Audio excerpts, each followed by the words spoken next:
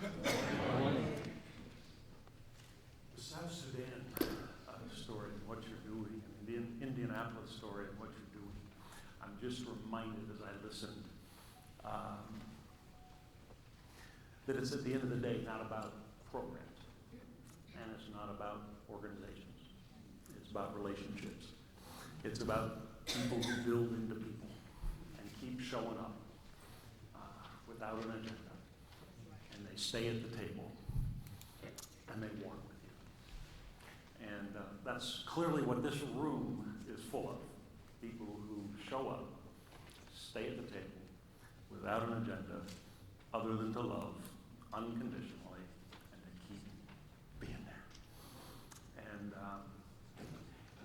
And I was a kid that could have used and benefited greatly from YouthBuild's. A little small farming town in Ohio, mentally ill mom, drug-addicted dad, mom, and all the things that happen behind closed doors and closed windows in those kinds of homes. And many of you know those well. So I relate to it very personally, and I've spent a lifetime trying to pay it forward. And walk and show up and stay and keep building. And that's what this organization is all about. I'm a self-appointed one of thousands, co-chairman of the global honorary fan club. And so I have been a fan for a long time, not only of Dorothy, and this is important to say because I know this is from your heart, because an organization isn't about a person. As much as there's a founder or founders, it's all the people who come and stand on each other's shoulders, and people who are standing on your shoulders, you stood on their shoulders, somebody stood on their shoulder before, and you run alongside each other. And that's what this place is about. It's about a we. It's not about a me. It's an organization that holds up and really walks the talk that people aren't problems, young people aren't problems, they're problem solvers, that young people are not beneficiaries, they are partners. It's a lot of rhetoric around those things all over the world. Few organizations, in my experience, practice it as faithfully as this organization, YouthBuild's. And that's a big deal. That's a big deal.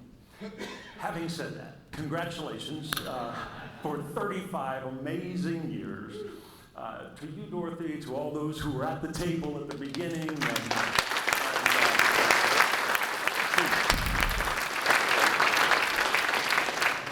To the volunteers, the graduates, the staff, the board, the donors, the investors, those who didn't know that they're going to be investors, but they will soon. All of it. Congratulations. 35 years is a big marker. It's one marker. And as Dorothy and I were talking this morning, there's a marker every day. And it's important, as important as it is to pause at 35, and it is, it's also important to wake up every morning with fresh eyes. To wake up every morning and say, what's today? One of my favorite quotes comes from Eric Hoffer. He's that wonderful longshoreman turned philosopher in the 60s. He said, in times of change, the learners inherit the earth, while the learned find themselves beautifully equipped to deal with the world that no longer exists.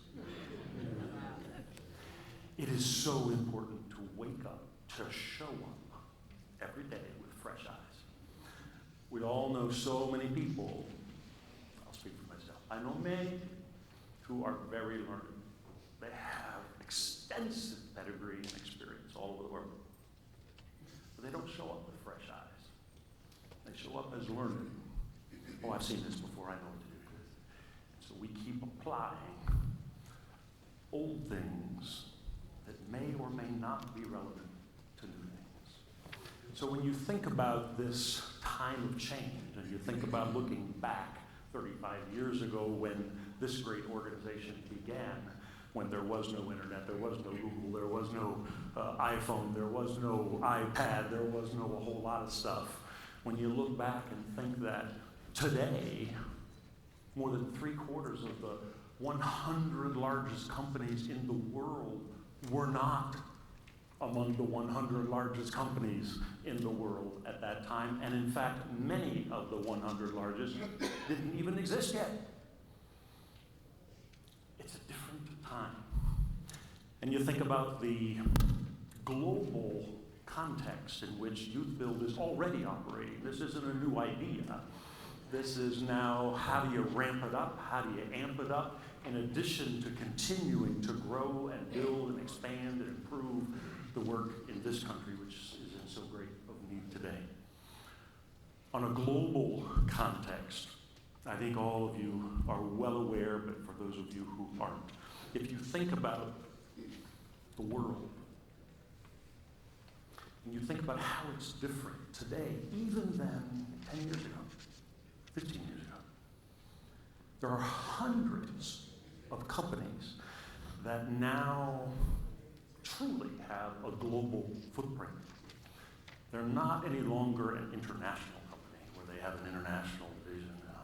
They think holistically about supply chains, about labor, about sourcing, about outlets, about their relationships are truly global, and hundreds and hundreds of companies embracing in not so great ways and in some powerful ways ideas around corporate citizenship and what does CSR really mean, corporate social responsibility, and so many companies on the leading edge of social entrepreneurship and social enterprise, concepts that 35 years ago had not been uttered, maybe practiced by some people without the label.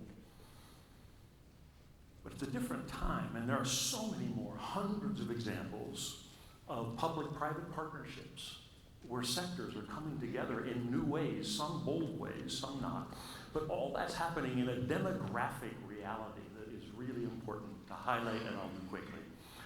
For those of you who don't know and don't think about the world that much, I'm assuming you know that only 4% of all the young people on the planet live in this country. So when we think about, okay, what kind of impact can this organization have with young people in the world? It's an important starting point to know that 96% of them live somewhere else. 2 billion people are going to join the planet in the next 30 years. 2 billion people. No one really has a clue. I'm going week after next, I'm speaking at the World Food Prize. And, nobody really has, just the top leading agronomists and scientists in the food sector, nobody really knows how the world is going to feed 2 billion more people. Because you know what? 97% of those 2 billion, many of whom are already born, they just got to grow up. 97% of the 2 billion people who are joining the planet, think about this, are being born into the least developed countries. Those that already are struggling to feed, educate, house, employ, and unleash the potential of their existing population, let alone layering on 2 billion more. When you think about the fact that in 30 years, the continent of Africa will have more people of working age than China at that time. More people of working age in the continent of Africa in 30 years than in India at that time. A lot of this isn't crystal ball. These are pretty good numbers, and they're conservative numbers. And you look at the Middle East and North Africa, where already some work is being done with YouthBuild, where I've spent a lot of my life working. Many of you know that 100 million new jobs, not replacement jobs, new jobs, have to be created in the next 15 years in the 22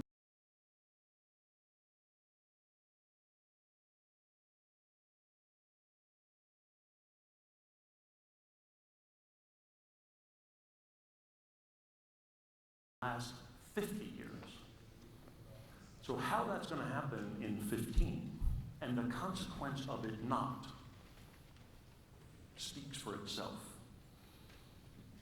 And how do you tap in? How does YouthBuild, as we think about this global reality and the interconnectedness of the world, how does YouthBuild align against that? Building on what its experience already is, but being a learner, showing up fresh, with fresh eyes, saying, how do we form new alliances? One tiny little speck of a country, Qatar. They won, some people's dismay, 2022 games, World Cup. First Arab country to ever win the cup. That country, that little country where I've lived, they're investing 155 billion US over the next 10 years, 8, 9 years, to build the infrastructure in their country to prepare for those games. I point this out only because what I know is that they are doing nothing really differently about how you build into and prepare the next generation of young people, because they'll be bringing in expats from South Asia and other parts of the world to build the country, without building a legacy of talent and skill and motivation and upward ladders and incentives for the 100 million young people who need jobs, who need opportunity, who need love, who need relationships. So more power to this great organization, and I applaud your global vision. Thank you.